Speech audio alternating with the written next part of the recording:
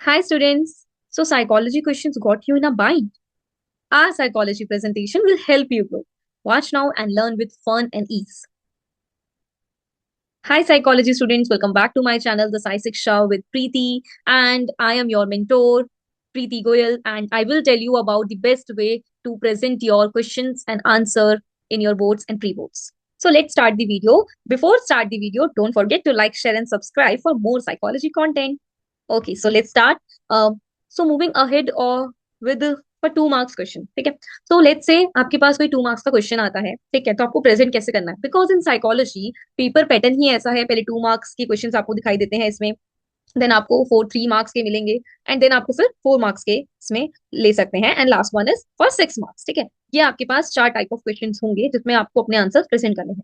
तो मैं स्टार्ट करती हूँ विद 2 मार्कर्स. जो 2 मार्कर्स होते हैं उनमें आपको टू दी पॉइंट आंसर्स लिखने होते हैं. मतलब to the point, I hope मेरा पॉइंट क्लियर हो रहा होगा. टू दी पॉइंट का मतलब यहाँ पर ये नहीं है कि एग्जैक्ट आप लिख दो, not in a one liner specially. So for 2 markers max to max आपको यहाँ पर, जैसे मैंने यहाँ पर लिखा, 6 to 7 लाइन्स लिखनी है हर एक आंसर में. और कभी कभी ये एक्सटेंड भी हो जाती है as per demand of the question, है ना, तो पता होना चाहिए उसके लिए. सपोज आपको मैंने एक एग्जांपल दिया है यहाँ पे. Suppose you are a college student जो who wants to contribute towards the country's economy. Suggest a process that you will use to bring an attitude change amongst your peers towards buying only Indian goods to support the nation's economy.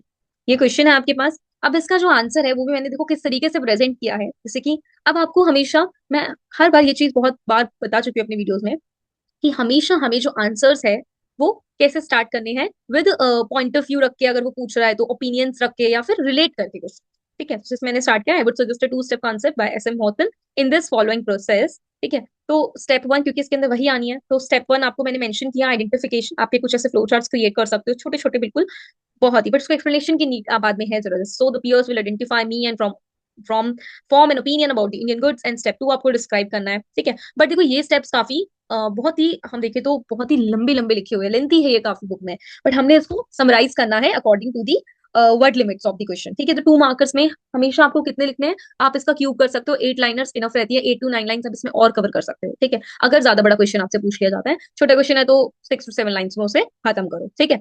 Next में आते हैं for 3 markers. अब 3 markers के लिए सबसे बड़ी हमारे पास बात आ जाती है कि उसमें दो चीज पूछी होती है कभी कभी, एक ही चीज उन्होंने बहुत ही लेंथी वे में पूछा होता है. तो मैं आपको यहाँ पर ही सजेस्ट करूंगी कि आप max to max 24 to 25 lines लिख कर आए. अब 24 25 लाइन्स तो गिनने बैठोगे नहीं. आप ये चीज देखना कि हमारा आंसर कितना कवर हो रहा है उसमें. एज इट इज आपको पूरा कंटेक्स्ट तो पूरा करना ही होता है, ठीक है. जैसे कि explain any 3 psychological models use to understand mental disorder, ठीक है. आपके पास ये क्वेश्चन आया, ठीक है.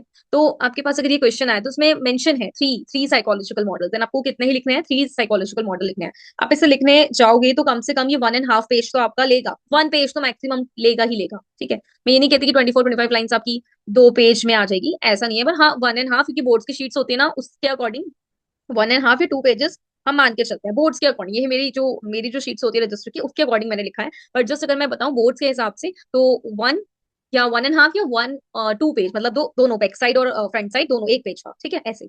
सो साइकोलॉजिकल मॉडल्स को एक्सप्लेन किया. You have to write the content of this topic, इस टॉपिक में से आपको लिखना है. देन आपको ऐड करना है हर एक टॉपिक को एक्सप्लेनेशन के साथ, कॉग्निटिव मॉडल. और आपको ये चीज याद रखनी है कि हर एक पॉइंट आपका बुलेट पॉइंट्स होना चाहिए, हेडलाइंस आपको ऐड करनी है, जितना इतना इजी से इजी लैंग्वेज रख सको उतना रखो, ठीक है. बहुत ही एग्जैगरेटेड करने की जरूरत नहीं है पॉइंट्स को. Use simple liners and simple points, है ना. प्लस इसका एक गोल्डन पॉइंट मैं देती हूँ आपको, इसके अंदर हेडिंग्स ऐड करो जितनी हो जाए, ठीक है. हेडिंग्स दो, सब हेडिंग्स दो, उनको एक्सप्लेन करो. एंड 6 मार्कर्स में फ्लो चार्ट बनाओ. उस फ्लो चार्ट को भूलना मत अब बाद में एक्सप्लेनेशन करना. एक्सप्लेनेशन इज मस्ट, ठीक है, चाहे तुम फ्लो चार्ट बनाओ या नहीं बनाओ, ठीक है.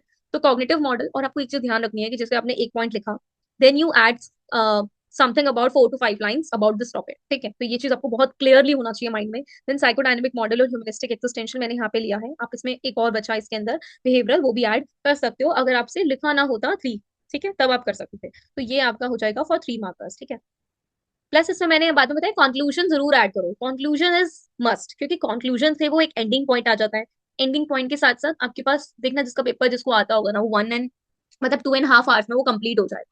एंड जो वो हाफ आवर्स बचेंगे उसको वेस्ट मत करना इधर उधर घूमने में, इधर उधर देखने में. प्लीज आप अपने पेपर को गो थ्रू करो, अंडरलाइन देम. उनकी मैं हर क्वेश्चन हर बच्चे को बोलती हूँ ये चीज, कि जैसे पेपर में आपका क्वेश्चन हो जाता है। ठीक है, तो आपके पास टाइम बचा है या नहीं भी बचा है, आप अपना एक क्वेश्चन करो, 2-3 लाइन छोड़ के आगे बढ़ो। ठीक है, मतलब कि ज्यादातर 3 मार्कर्स में या 4 में ऐसा होना चाहिए, आपको 3-4 लाइनें छोड़नी चाहिए हर पेपर के क्वेश्चन के नीचे, आंसर के नीचे, कि ऐसा होता है कि जब हम कुछ एकदम से क्लिक कर गया माइंड में, तो हम कहाँ लिखेंगे, तो फिर वो वहां पर ऐड किया जा सकता है इसलिए।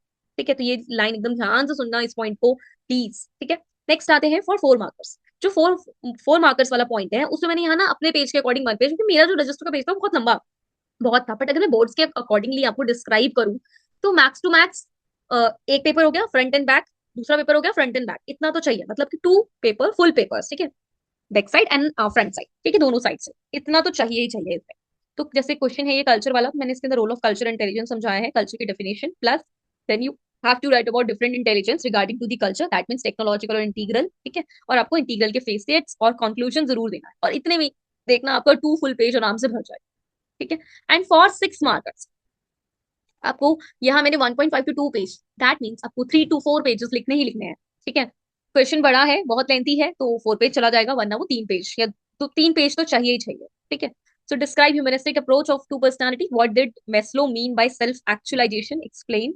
सो इसमें मैंने ह्यूमनिस्टिक अप्रोच प्लस पहले कार्ल रोजर्स की, फिर अब्राहम मेस्लो की, फिर मीनिंग क्या है सेल्फ एक्चुअलाइजेशन का, ठीक है, इसके मॉडिफाइंग बेस क्या है, और कंक्लूजन। आप इसमें देखना आराम से आपके 3 से 4 पेज भर जाएंगे अगर आपको फुल एलाबोरेट करते हो।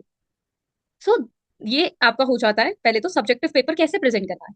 ठीक है, अब आते हैं मेरे गोल्डन पॉइंट्स जो मैं आपको बताना चाहती हूँ कि पेपर प्रेजेंट करना है, चाहे कोई भी हो, चाहे साइकोलॉजी हो ना हो, सारे पेपर्स आपको बहुत अच्छे से प्रेजेंट करने हैं। मैं बताती हूँ उसके कुछ गोल्डन पॉइंट्स, ठीक है, जो मैंने अपने पेपर के उस टाइम पे यूज किया था।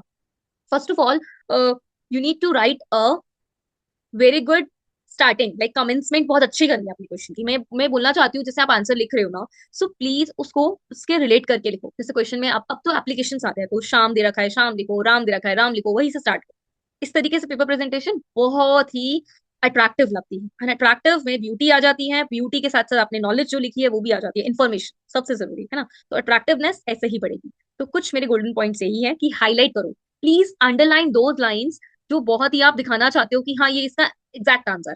ठीक है, उनको अंडरलाइन करो, अंडरलाइन करोगे मतलब मैं कहना चाहती हूँ, जैसे मैंने लिखा, ठीक है, तो मैंने इसको अंडरलाइन कर दिया कि Carl Rogers and Abraham Maslow. Pencils के साथ, ब्लैक पेन्स के साथ आप यूज कर सकते हो। कोई कोई कहता है कि ब्लैक पेन्स यूज नहीं करने हमें बोर्ड्स एग्जाम में, तो मैं उससे बिल्कुल भी ये डिनाई नहीं करी। कुछ स्कूल्स में रिक्वायरमेंट्स होती है, कुछ में नहीं, किसी में अलाउ किया जाता है, किसी में नहीं, तो प्लीज आप लोग पेंसिल्स लेके जाओ अपने साथ। ठीक है, ब्लू पेन से ही कर दो यार, इतना टाइम नहीं है तो।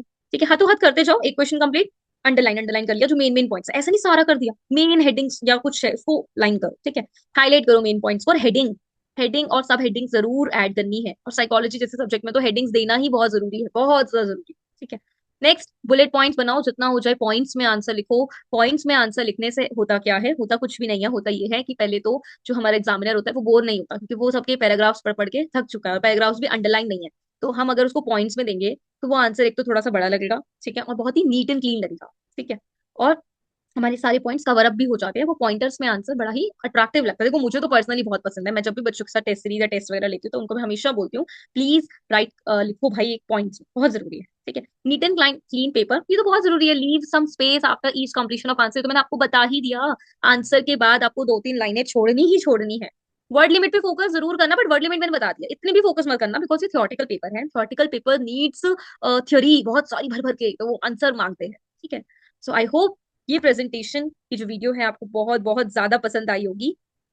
सो I hope this knowledge gives you more opportunities to fascinate world of your answers. So thank you so much guys for making an attention, but don't forget to like share and subscribe, ये तो बहुत जरूरी है। So, मिलते हैं आपके साथ next video के साथ, जिसमें मैं आपको ऑब्जेक्टिव ऑब्जेक्टिव पेपर के थोड़े से पॉइंट बताऊंगी, कैसे आप अपने ऑब्जेक्टिव क्वेश्चंस को, असर्शंस, रीजन को, मैचिंग्स को, जो भी कुछ आपको मिलता है कैसे आप उन्हें करोगे, प्लस केस स्टडी क्वेश्चन। ठीक है, ये तो मैंने आज आपको सब्जेक्टिव पेपर प्रेजेंटेशन पूरी डिस्क्राइब कर दी। Thank you so much guys, bye bye, take care.